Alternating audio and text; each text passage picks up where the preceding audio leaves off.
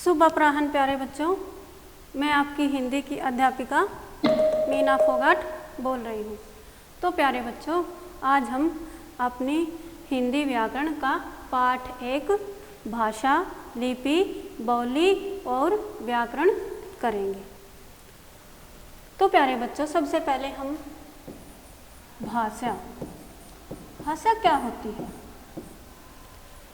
हम एक समाज में रहते हैं, एक दूसरे से बोलते हैं, एक दूसरे की बातें सुनते हैं, समझते हैं, एक दूसरे से अपनी बातें शेयर करते हैं। तो प्यारे बच्चों, भाषा क्या है? भाषा संस्कृत की भाष धातु से निकला है। संस्कृत की भाष धातु से निकला है, जिसका अर्थ क्या होता है? बोलना। जिसका अर्थ होता है बोलना।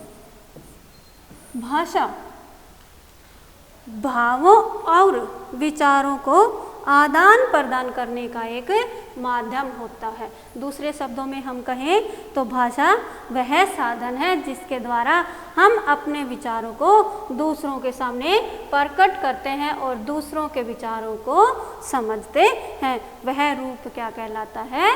भाषा। फिर आता है भाषा के रूप। भाषा के कितने रूप होते हैं? भाषा के 2 रूप होते हैं। कितने होते हैं? 2 रूप होते हैं। कौन कौन से? नंबर 1 होता है हमारा मौखिक, और दूसरा कौन सा होता है हमारा? लिखित। दूसरा कौन सा रूप होता है हमारा? लिखित रूप। सबसे पहला मौखिक रूप, दूसरा लिखित रूप। मौखिक रूप क्या होता है? मौखिक रूप अभी मैं आपके सामने बोल रही हूँ, अभी मैं आपको बोलकर समझा रही हूँ, यह भाषा का कौन सा रूप होता है हमारा? मौखिक रूप। और अभी जो मैंने ये लिखा है इसके ऊपर, ये आपको जो दिख रहा है स्क्रीन पे, ये क्या है हमारा भाषा का लिखित रूप। तो प्यारे बच्चों, मौखिक रूप क्या होता है?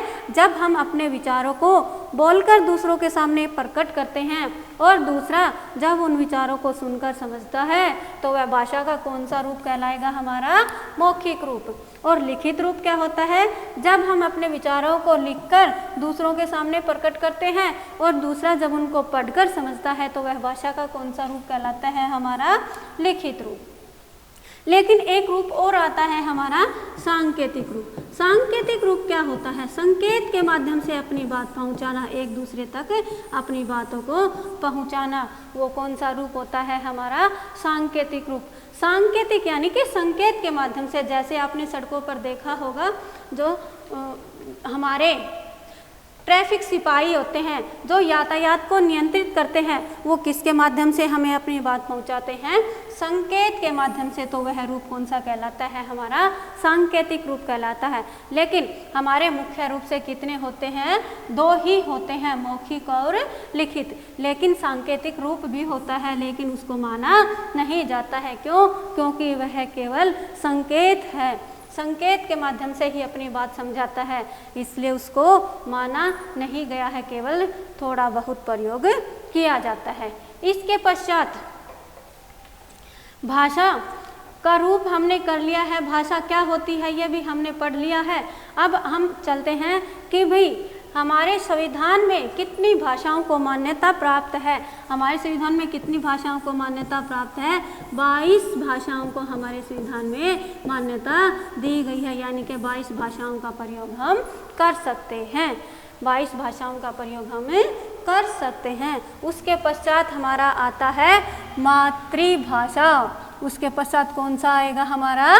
मातृभाषा। मातृभाषा क्या होती है? मातृ यानी कि माँ की भाषा। मातृ माँ की भाषा। मातृभाषा। मातृ यानी कि माँ।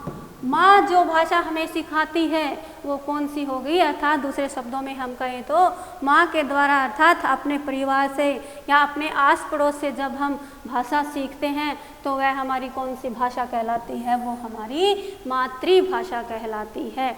मातृभाषा, जैसे हिंदी भाषा परिवार में जब बच्चा जन्म लेता है तो वो उसकी मातृभाषा कौन सी होगी?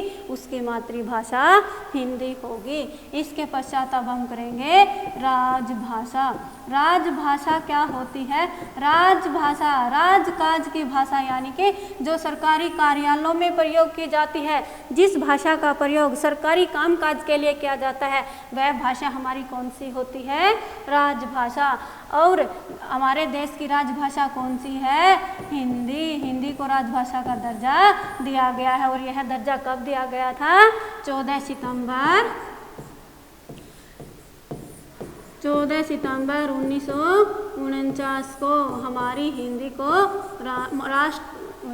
राजभाषा का दर्जा दिया गया था। इसलिए 14 सितंबर को हम किस रूप में मनाते हैं? 14 सितंबर को हम हिंदी दिवस के रूप में मनाते हैं। 14 सितंबर को क्या करते हैं? हम हिंदी दिवस के रूप में मनाते हैं। इसके पश्चात अब आता है राष्ट्रभाषा। राष्ट्रभाषा क्या होती है? राष्ट्र यानी कि देश, देश की भाषा। जहाँ पर आधे से अधिक आबादी जिस भाषा का प्रयोग करती है वह वहाँ की राष्ट्रभाषा बन जाती है। अब हमारा राष्ट्रभाषा यानी कि देश की, हमारे देश में क्या है? अनेक राज्य हैं जहाँ पर अपनी अपनी भाषाएं बोली जाती हैं, लेकिन फिर भी भारत के सभी राज्यों में हिंदी भाषा सामान्य रूप से बोली जाती है। इसलिए हिंदी को हम क्या कहते हैं? राष्ट्रभाषा भी कहते हैं। लेकिन इसको संवैधानिक रूप से दर्जा नहीं दिया गया है। संवैधानिक रूप से दर्जा केवल राजभाषा के रूप में ही प्राप्त हुआ है। राष्ट्रभाषा के रूप में अभी इसको मान्यता नहीं दी गई है। इसके पश्चात हमारी आती है संपर्क भाषा। संपर्क भाषा क्या होती है? संपर्क भाषा यानी कि आपस में अपने विचारों को समझने के लिए हम जिस भाषा का, जिस माध्यम का प्रयोग करते हैं, जैसे वह भाषा जो जन जन के बीच संपर्क का माध्यम बनती है, यानी कि हर शब्द के बीच में संपर्क का माध्यम बनती है, वह भाषा कौन सी कहलाती है? हमारी संपर्क भाषा। वह कौन सी हो जाएगी? हमारी संपर्क भाषा। इसके पश्चात आएगा हमारा बोली। बोली क्या होता है? बोली भाषा का क्षेत्रीय रूप। भाषा का क्षेत्रीय रूप क्या कहलाता है? हमारा बोली। यानी कि भाषा का रूप, भाषा क्या है? भाषा तो बहुत अधिक विस्तृत है, लेकिन बोली का क्या है? बोली सीमित क्षेत्र तक ही बोली जाती है। यानी कि बोली ऐसी है जिसका अपना कोई साहित्य नहीं होता है, अपनी कोई लिपि नहीं होती है। बोली क्या होती है? यानी कि बोली का क्षेत्र सीमित होता है और भाषा का क्षेत्र व्यापक होता है। इसके पश्चात हम पढ़ेंगे लिपि। अब लिपि क्या होती है? लिपि भाषा के अंदर, किसी भी भाषा के अंदर वर्णों के लिखने की विधि क्या कहलाती है? लिपि कहलाती है। दूसरे शब्दों में हम कहें तो भाषा के लिखने के ढंग को हम क्या कहते हैं? लिपि कहते हैं। अर्थात हम भाषा को किस प्रकार से लिख सकते हैं, वह लिखा गया रूप ही क्या कहलाता है? हमारा लिपि कहलाता है। लिपि यदि नहीं होती तो हम इतिहास के अंदर जितनी भी बातें थी, जो हमारा इतिहास था, उसको हम नहीं देख पाते थे, नहीं हमें प्राप्त होता। यदि लिपि नहीं होती तो हमें इतिहास के बारे में कोई भी जानकारी प्राप्त नहीं होती। इसके पश्चात हमने क्या क्या सीख लिया है बच्चों? हमने सीखा भाषा क्या होती है, उसके रूप क्या होते हैं, बोली क्या होती है, लिपि क्या होती है। हमने ये सब कुछ, भाषा के अंदर भी हमने राष्ट्रभाषा, राजभाषा, हिंदी दिवस कब मनाते हैं, ये सब सीखा। अब हम सीखेंगे व्याकरण। व्याकरण क्या होता है? व्याकरण वह शास्त्र है जो हमें भाषा के शुद्ध रूप का ज्ञान कराता है। दूसरे शब्दों में कहें कि व्याकरण वह शास्त्र है जो भाषा के स्वरूप संबंधी नियमों का शुद्ध ज्ञान एवं प्रयोग सिखाता है। अर्थात यदि व्याकरण नहीं होता तो हम भाषा के शुद्ध रूप के बारे में नहीं जान पाते कि भाषा के अंदर शुद्ध कौन सा है और अशुद्ध कौन सा है। यह ज्ञान हमें कौन कराता है? व्याकरण। अभी आता है व्याकरण के कितने अंग होते हैं? व्याकरण के 3 अंग होते हैं। कौन कौन से होते हैं? नंबर 1 पे आता है हमारा वर्ण विवेक। वर्ण विवेक क्या होता है? वर्ण विवेक, यानी कि जिसके माध्यम से वर्ण विवेक के अंतर्गत हम क्या क्या सीख सकते हैं, वर्ण विवेक के अंतर्गत हम वर्णों की जानकारी प्राप्त करते हैं। जैसे वर्णों का स्वरूप कैसा है, उसके भेद कितने हैं, उसके प्रकार क्या हैं, उसका स्थान, उनकी उत्पत्ति इत्यादि के बारे में हमें जानकारी कहाँ से प्राप्त होती है, वर्ण विवेक के माध्यम से ही प्राप्त होती है। दूसरे नंबर पे हमारा क्या आता है, शब्द विवेक। शब्द विवेक क्या होता है, शब्द विवेक, शब्दों का ज्ञान हमें कहाँ से होगा, शब्द विवेक के माध्यम से होगा। अर्थात इसके अंतर्गत हम शब्दों की उत्पत्ति, उनके स्वरूप, उनके प्रकार, उनके लिंग, वचन इत्यादि के बारे में जान सकते हैं। तीसरे नंबर पे हमारा क्या आता है, वाक्य विवेक। वाक्य विवेक क्या होता है, वाक्य विवेक के अंतर्गत भी हम क्या क्या सीख सकते हैं, वाक्य विवेक के अंतर्गत हमें वाक्य की परिभाषा, वाक्य के भेद, वाक्य की रचना कैसे हुई है, पत्र हम कैसे लिख सकते हैं, प्रस्ताव हम कैसे लिख सकते हैं, कहानी आदि के ऊपर विचार कैसे कर सकते हैं, ये सब बातें हम कहाँ से सीखेंगे, वाक्य विवेक के माध्यम से ही सीखेंगे। तो प्यारे बच्चों, हमने क्या क्या सीखा है आज, एक बार हम उसका फिर से पुनरावृत्ति कर देते हैं। पुनरावृत्ति करते हैं मतलब उसको एक बार फिर से रिवीजन करते हैं। जैसे हमने सबसे पहले क्या सीखा था, भाषा सीखा। भाषा क्या होती है, उसके रूप कौन कौन से होते हैं, ये हमने सबसे पहले सीखा। राष्ट्रभाषा क्या होती है, राजभाषा क्या होती है, राष्ट्रभाषा सीखा, राजभाषा सीखा।